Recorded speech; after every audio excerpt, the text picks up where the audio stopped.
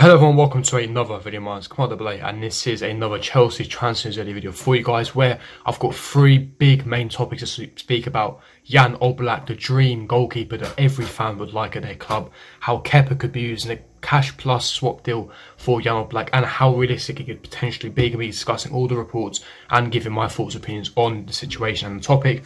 We speak about the crazy news story of Inter Milan, Antonio Conte wanting to reunite with Kante.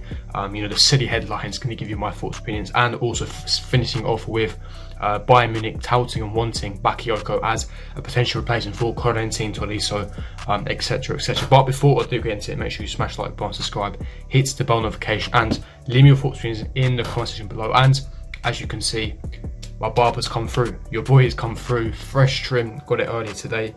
It's been too long, 3-4 months in the last, got a fresh cut and looking good. Very happy, looking good, ready for tonight's game against Norwich. But without me waffling on further, let's get straight into it. Now, starting off with Jan Oblak, it was broken by John Cross. Now, he's an English journalist, reporter, and he's relatively reliable. Obviously, he has more contacts within Arsenal, so he's more reliable when it comes to Arsenal news. But of course, it is still a big story. Now, John Cross, he basically reported that Chelsea keeper Kepa could be used in a player plus cash deal for Jan Oblak to try and offset the huge fee, which would be a world record for the goalkeeper. Now, as we know right now, Jan Oblak, he is the Messi of keepers, as Diego Simeone put it perfectly. He's by far Atletico Madrid's best player, and he does have a release clause of £100 million, which is approximately about 115 million euros. Now, carrying on with the article and the report, it's basically stating that Atletico would not want to sell, but the global pandemic with the coronavirus and COVID-19, it could leave them tempted by a big offer, especially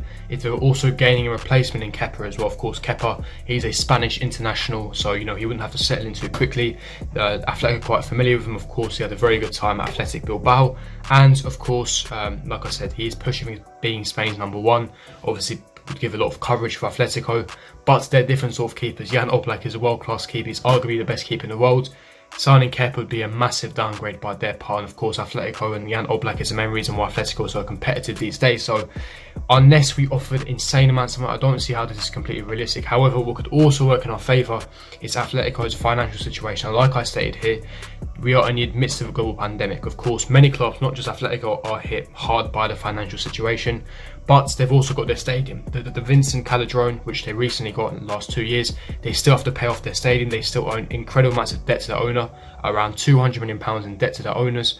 Like I said, they still have to pay off the stadium, and of course, they need to sign other players and replacements. With Atletico, they're basically a self-sustainable club. They don't have any money pumped in. They essentially, spend what they make. They sold Griezmann for over £100 million, and they spend that on João Felix.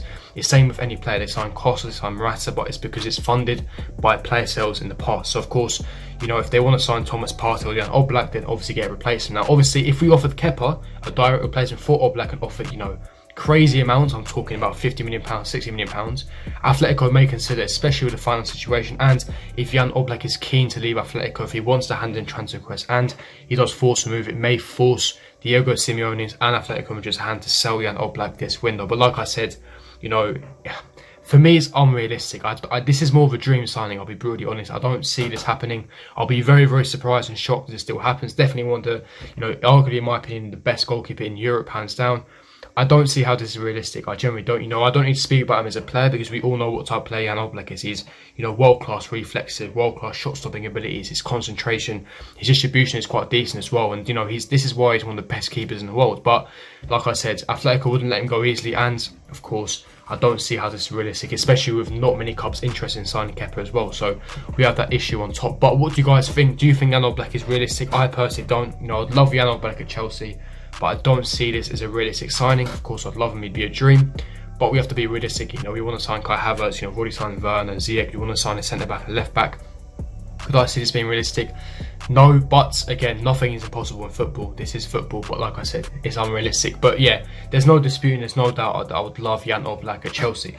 Now, moving on to the next report, I want to speak about Timothy Bakayoko. Now, it's reported by Le Temps Sport, a French publication, that Bayern Munich are interested in Timothy Bakayoko and Tanguy Ndombele in the view of the possible departures of Thiago, Javi Martinez, and of course, possibly Tolisso. Now, of course, we know Bakayoko's surplus to requirements at Chelsea. We know that he's currently on loan at AS Monaco. Monaco, which is originally where we signed him from, and there is a current option to buy 35 million euros. And of course, Baka has had a very solid season for AS Monaco, and he's reignited his previous form when he was there permanently. He's done well in the French league, and he's aroused interest from PSG and of course now Bayern Munich on top. And AS Monaco do have that option to buy 35 million euros. Now, it's looking likely that AS Monaco won't be activating that option to buy, and it's not because of his poor performances, but because of the financial situation, global pandemic. Like I said, Chelsea are in a blessed situation financially, but many clubs are not. And AS Monaco at this moment in time, they cannot afford the option to buy right now, and so as a result, it's looking likely that Bakayoko won't be permanently making his move to AS Monaco, and the Chelsea hierarchy and boardroom and Chelsea full stop want to get a permanent deal done, Bakayoko, to raise further funds for more player sales. And of course, now what the Le Temps Sport, French publication, is stating is that he is arousing interest from Bayern Munich. Now, I don't see how this is realistic. I think it's a crazy idea. Like I said, they've got so many midfielders on their books. Thiago, Javi Martinez, Kante to leave. So of course, Thiago, he's got one year left in his contract, and he wants to leave Bayern Munich. So of course, he could be a replacement for him, but it would be a downgrade. Like I said, Javi Martinez, unless they sold 2 or 3 of their midfielders, I don't see how Baka could move there. And like I said, Chelsea commanding between £35 million to £40 million. I don't see how Bayern Munich would want to pay anywhere near or close to that fee. So again, I think it's more of a nothing story. I don't think it's legit. But what do you guys think? Would you sell Bakayoko to Bayern Munich, or would you give Bakayoko another chance? Do you think that he could suit Lampard's system? Leave me your thoughts, opinions in the comment section below. Now let's get into the final story of this video, and I want to speak about of course, situation with Kante and Inter Milan. Now, of course, it was reported yesterday by various Italian journalists, Italian publications, that Antonio Conte is keen to reunite with N'Golo Kante, and he would like to sign him there as well. Now, again, I find this is a nothing story and unrealistic. Now, bear me on this one. Now, of course, he is one of the best, box-to-box midfielders in Europe. Of course, Lampard loves him. He rates him, and before his injury, he was playing very well in that, 6 lone DM position.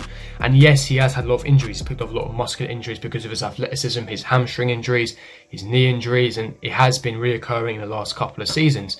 Like I said, he needs to change his player style if he wants to avoid further injuries in the future as he's aging. He's approaching the age of 30 soon.